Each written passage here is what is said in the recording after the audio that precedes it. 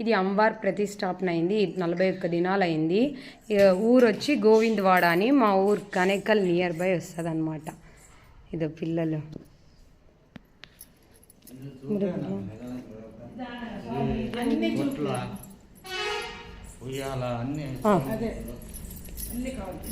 ఇంకో తొట్లు చేపించారు.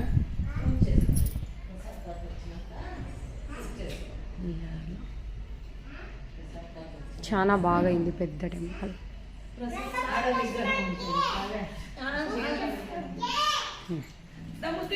ఉత్సవం విగ్రహం.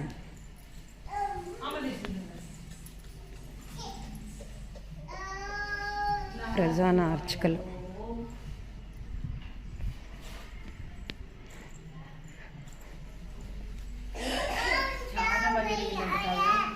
తమ్మా ప్రతిష్ట అయింది. 41 రోజు మండల పూజ కూడా అయిపోయింది.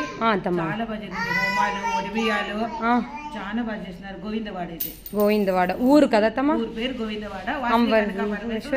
ప్రతిష్ట అన్నమాట. చాలా బాగా చేసినారు. ఒడిబియ్యాలు, పూజలు, 41 రోజు మండలం పూజ కూడా అయిపోయింది అనమాట. స్వామి చెప్పు స్వామి, చెప్పండి స్వామి.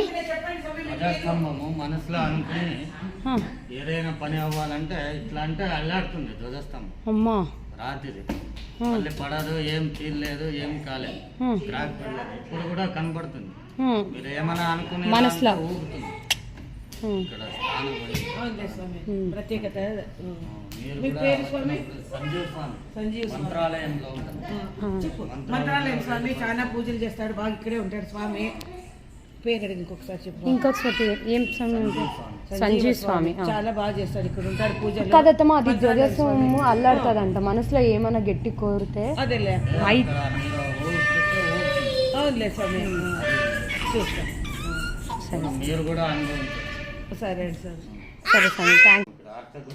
అవునులే స్వామి. ఇదే ధ్వజస్తంభం. మండల పూజ లోపల మాది కూడా పెళ్లి ఫిక్స్ అయిపోయింది.